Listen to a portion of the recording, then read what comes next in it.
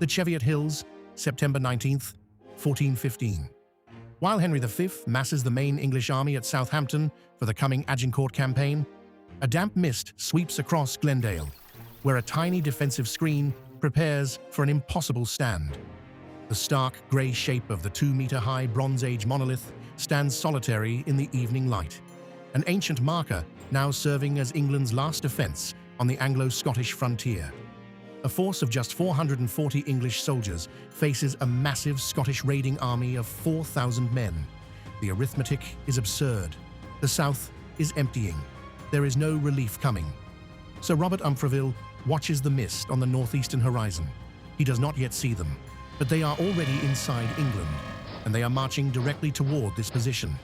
A sealed dispatch travels from Paris to Edinburgh, French gold, wrapped in a single instruction: open a northern front. The Valois monarchy cannot defeat England in France, while Henry V concentrates his full strength across the Channel. But if Scotland strikes from the north, the English crown must fight on two fronts simultaneously. The trap is elegant in its simplicity. A column of 4,000 battle-hardened Scottish border reivers, heavy cavalry, and dense lowland spearmen cross the border. They form a massive, highly mobile structural force designed to crush any domestic resistance. The northern shires stand entirely isolated. Umfraville mobilizes his tiny garrison to intercept the impending storm. He acts immediately to prevent the total devastation of the Northumbrian lowlands. His men pull their damp woolen cloaks tight as they march into the valley corridor. He believes that disciplined longbowmen, integrated with defensive terrain, can neutralize any numerical advantage. This conviction drives him to seek a decisive battlefield collision. The tiny English force marches directly into the jaws of a massive army. Death waits in the valley floor. The Scottish border lords command a direct, aggressive frontal charge along the valley floor. Their massive army advances with supreme confidence through the heavy, damp morning mist. A formidable wall of iron spears and heavy border cavalry churns the wet clay into a thick mire. The ground vibrates under the rhythmic thunder of thousands of advancing hooves. These opportunistic raiding commanders seek to exploit English domestic vulnerability during the French campaign.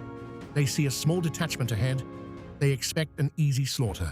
The invading host has never faced the integrated defensive system Umfraville has spent 20 years perfecting on this exact frontier. The Scottish commanders calculate for a simple, disorganized retreat, completely blind to the trap awaiting them. They are calculating the wrong threat. Sir Robert Umfraville is an expert in border warfare, celebrated for his aggressive raiding tactics and masterful local terrain utilization. He deploys iron-tipped arrows and heavy wooden stakes to turn this narrow choke point into a visual trap. The trap is set. The Scots charge blindly forward. Umfraville rejects a safe retreat within the formidable stone walls of Roxburgh Castle. He chooses instead to march out with his tiny force of 440 men. His decision shifts the entire trajectory of the northern defense from passive containment to aggressive interception.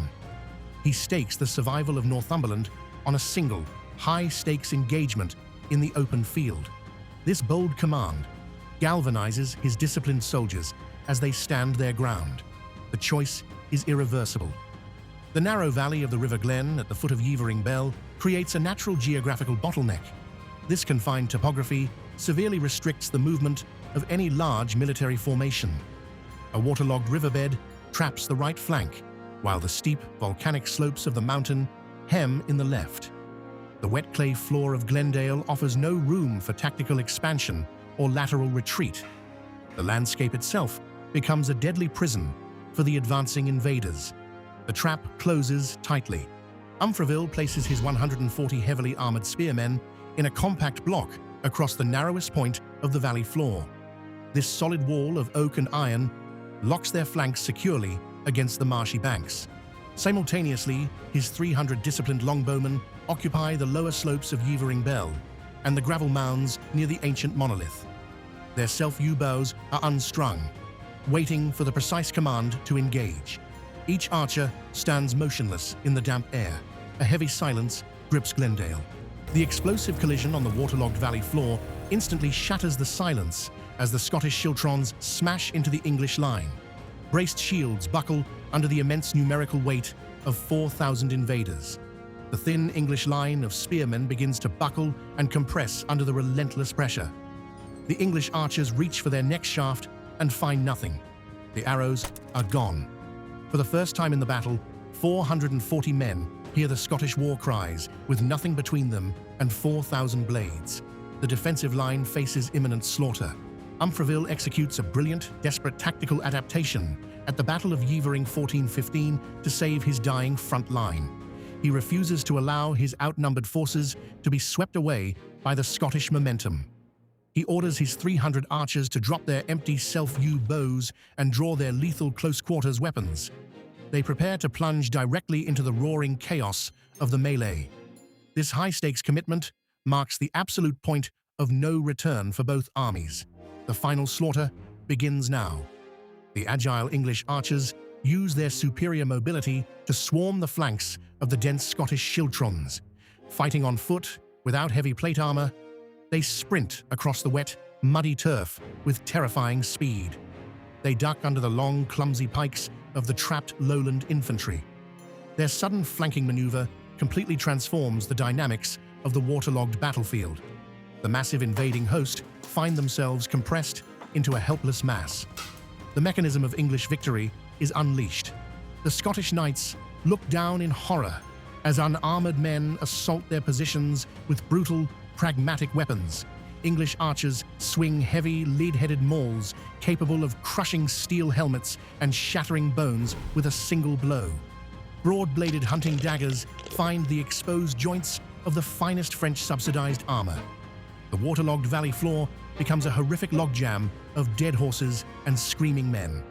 Neither side can retreat from this savage face-to-face butchery. Survival relies on pure, raw violence. Sir Robert Umfraville leads the desperate frontal countercharge from the very front of the buckling line. He wields his weapon with the ruthless, aggressive tactical resolve that earned him his fearsome border nickname. His presence inspires a ferocious defiance among his exhausted spearmen as they hold the riverbank. The Scottish border lords realize their fatal assumption has led them into a catastrophic trap. They cannot deploy their superior numbers within this narrow bottleneck. Their confidence turns to ash.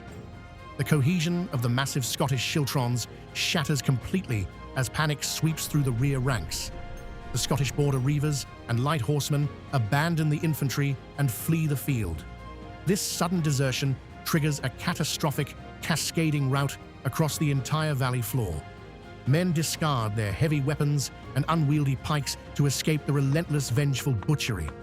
The massive invading host transforms into a desperate, stampeding mob fleeing westward.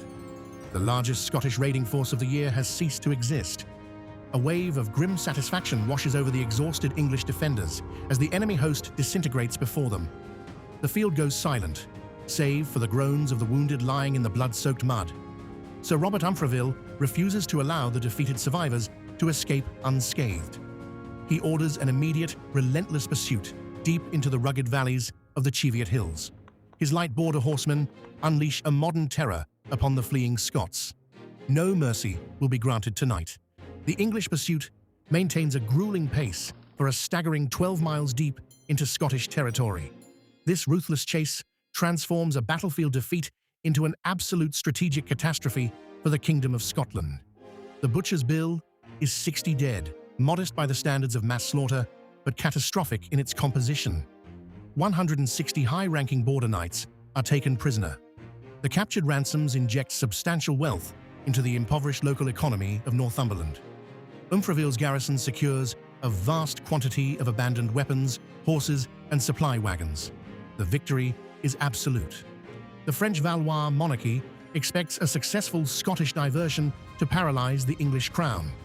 Instead, the decisive outcome at the Battle of Yeavering 1415 secures the northern border of England.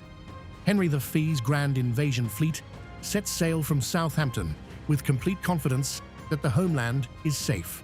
Umfraville and his loyal chronicler, John Harding, immediately travel south to join the Royal Expeditionary Force in France. The tactical lessons of Glendale will soon rewrite military history. A grand campaign begins. So why does popular history completely overshadow this monumental tactical achievement with the legendary triumph at Agincourt.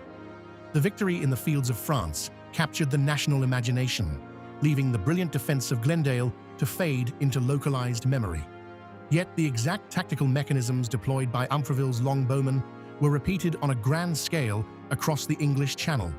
The micro-victory at Yeavering confirmed, in the same campaign season, the lethal effectiveness of a system forged at Crécy and Poitiers decades earlier. John Harding, a soldier serving under Umfraville, recorded the engagement in his rhyming chronicle, the nearest contemporary account of what happened on that hillside. The forgotten battlefield holds the truth. To what extent did the forged documents of John Harding alter subsequent English and Scottish political relations during the chaotic Wars of the Roses? The veteran soldier utilized his first-hand experience at Yeavering to promote the martial prowess of his patron and argue for continued dominance over Scotland. His rhyming chronicle served as a powerful piece of nationalist propaganda for a fractured English populace. The text reminded successive generations of what disciplined men could achieve against overwhelming odds. His forged charters were cited in Anglo-Scottish treaty negotiations for the next century.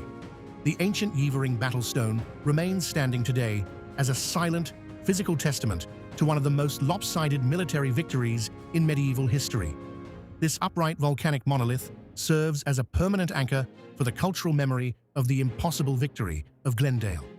Following the Battle of Yeavering 1415, Sir Robert Umfraville sailed for France to serve his king on the continental front.